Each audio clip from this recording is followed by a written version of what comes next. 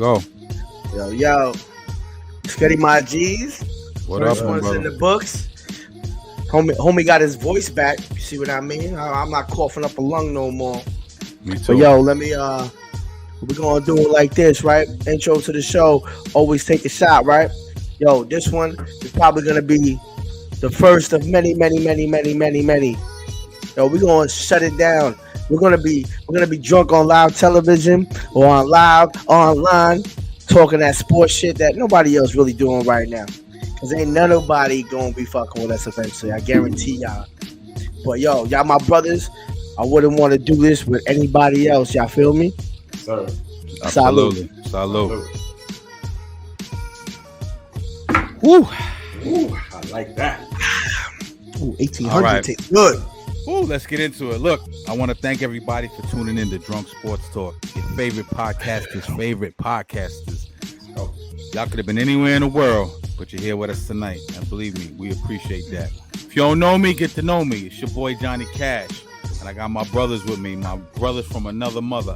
I got my man at television, and I got my man Q. What's going on, y'all? Yo, what's goody, baby? What's goody, man? I'm blessed, man. We talking heavy Knicks tonight, you know what I'm saying? We talking heavy Knicks tonight because we in the town. Everybody's wondering what's going on. Talking free agent moves, right? Or lack thereof, because Knicks has been kind of quiet. You know, we thought they was gonna make some noise at the draft, but yeah, for now. But nothing went down at the draft. But I want to get into the Rich Paul thing, man. The news has been out for a couple of days now, but obviously we didn't get to talk about it. Rich Paul, if y'all don't know who he is, CEO of Clutch Sports, super agent, has a laundry list of clients. Zach LaVine being one of them. Also LeBron's homie from back in the day. He's a power player in this game. You know what I'm saying? Sir. This is what he recently said, and I'm gonna read it. You sent this to me the other day, Ed. Yes, sir. Rich Paul has told people that he prefers to have 0 clients play for the Knicks. Prefers to have 0 clients for the Knicks, right? So when I heard this, I'm saying to myself, yo, what's good? Why he's fronting on the city like that? You know what I'm saying? Like, what's that all about? So I'm corresponding back and forth with Ed, right? We talking about it. I do a little bit of research myself, you know what I'm saying? And I came up with a couple of things. One, there's a rumor going around in the NBA that the Knicks favor CAA clients. We all know Leon Rose, former CAA agent. Now he's Knicks brass management. But there's a rumor going around that Leon Rose favors CAA agents with contracts, playing time, etc., etc. That's one of them. So that's strike one, right? Strike two. I don't know if y'all remember a couple of years back, there was this concerted effort with all these different agencies to kind of put Rich Paul out of business. I don't know if you guys remember that. They were putting this little bullshit legislation in place saying that you couldn't be an agent if you don't have a college degree. And Rich Paul only has a high school degree. Thank God that shit didn't fly. They shut that down. But I want to say, if I remember right, Leon Rose and CAA and a bunch of other different agencies were a part of trying to put him out of business. You know what I mean? But LeBron and them is sturdy out here. You feel me? Oh yeah. And it didn't go down. So I think he's a little bit bitter about that. And then the other thing is what you brought to my attention was the Cam Reddish deal, right? Mm-hmm. We give up a pick for Atlanta. We get Cam Reddish back, right? And which, again, a Rich Paul client. Right? But going back to that trade, sorry to cut you off. We won that trade. Absolutely. Cam Reddish. For Kevin Knox, he was a bust. Kevin Knox was a bust. Cam Reddish, I think, was a great player, man. Mm-hmm. I think that he didn't get his chance to shine, but regardless, Tibbs, whatever it was, Tibbs had a problem with him. He didn't play. We wound up trading him. Even though we won that trade, we lost the trade because we gave up a draft pick basically for no reason. Yeah. At television, I'm gonna go to you first, man. What is your take on the whole Rich Paul thing? Oh, my fault. I say all that to say this.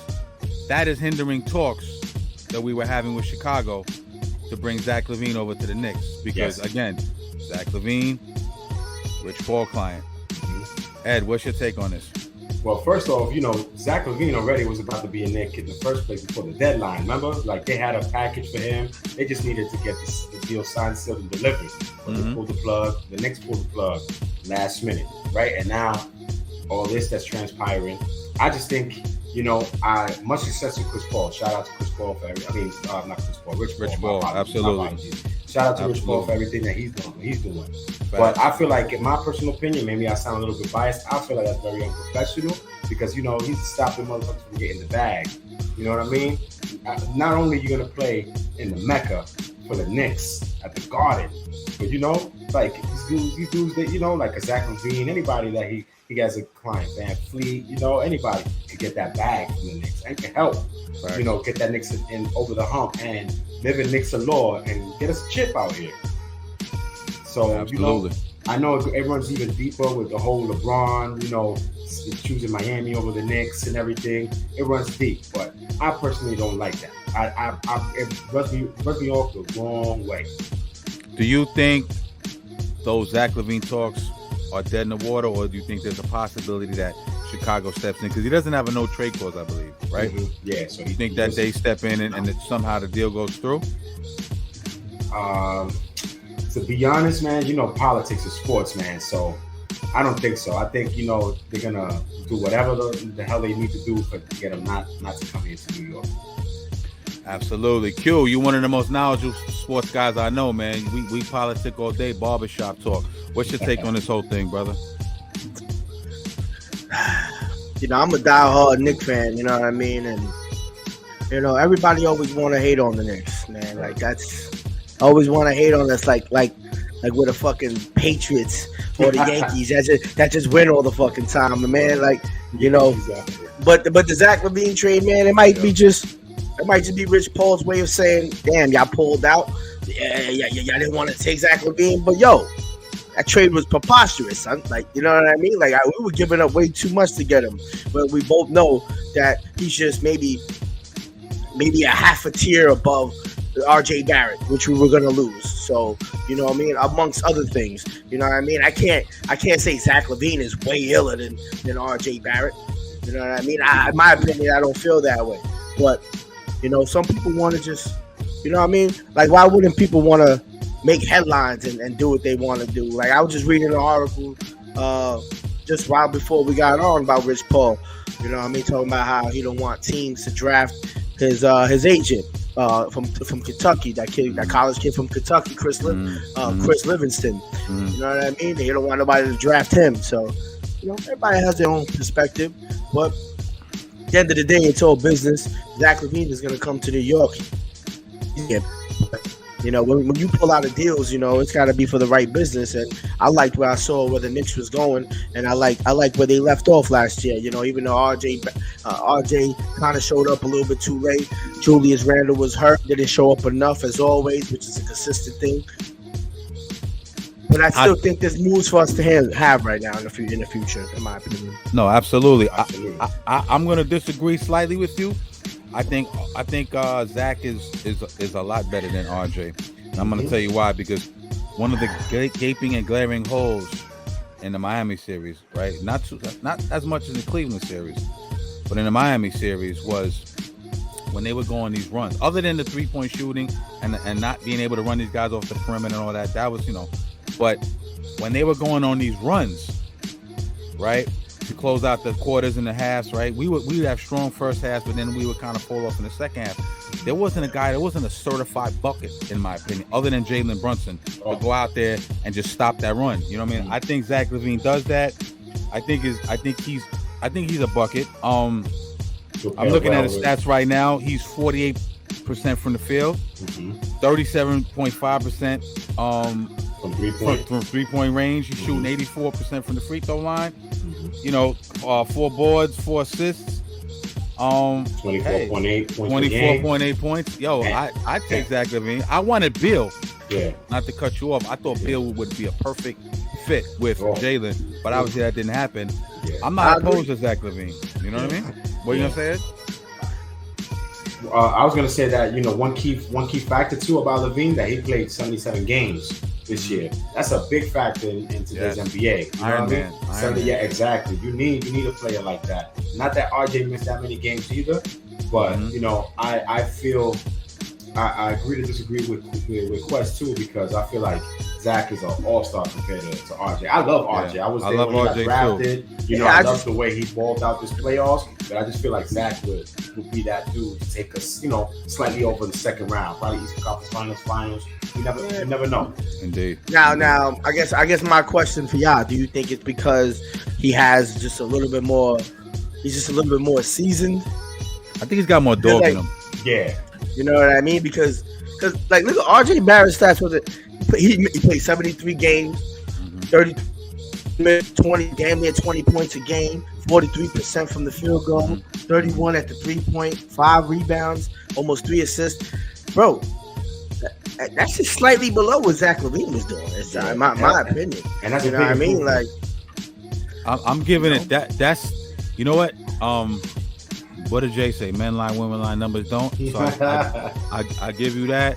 But sometimes it's the eye test, it's the smell test. You know what I'm saying? Like, we can sit that's all day. Like, and I'm not saying you're wrong. Don't get me wrong. I like RJ a lot. He's one of us. He wanted to be here. I respect that. You know what I'm saying? I'm not saying I want to give RJ up. I think he'll get better. I do think there's somewhat of a ceiling with RJ. You know what I mean? It's we're going into year 4 or 5 or 4, right? 4. I agree. Right? Yeah, it's going on year 4.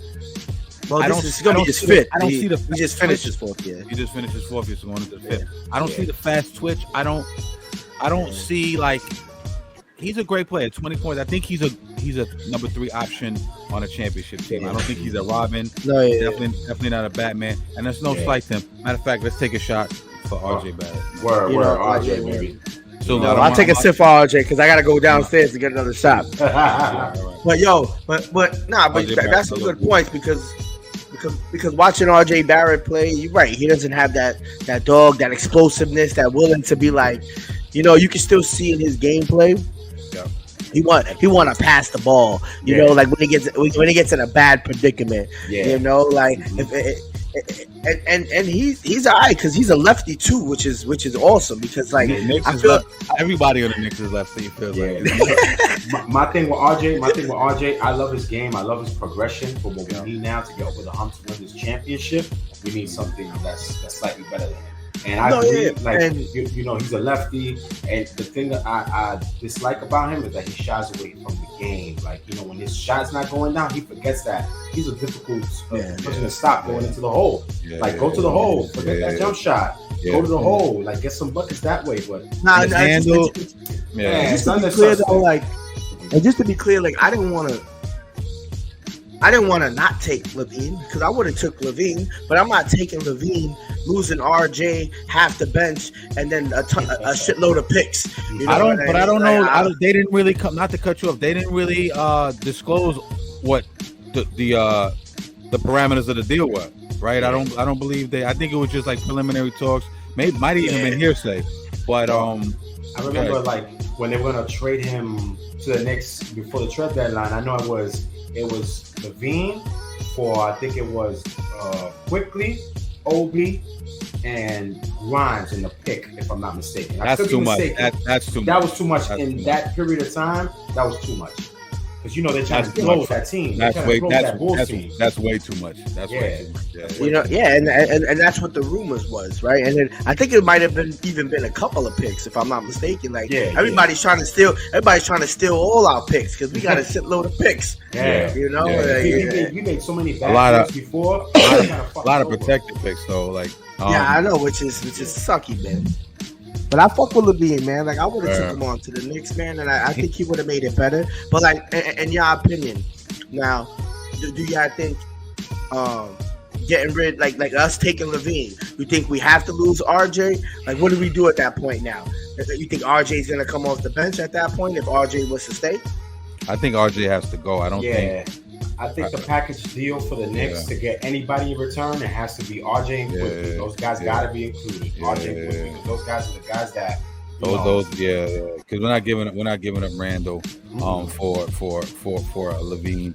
Yeah. But speaking of Julius Randle, right? Oh, Jojo.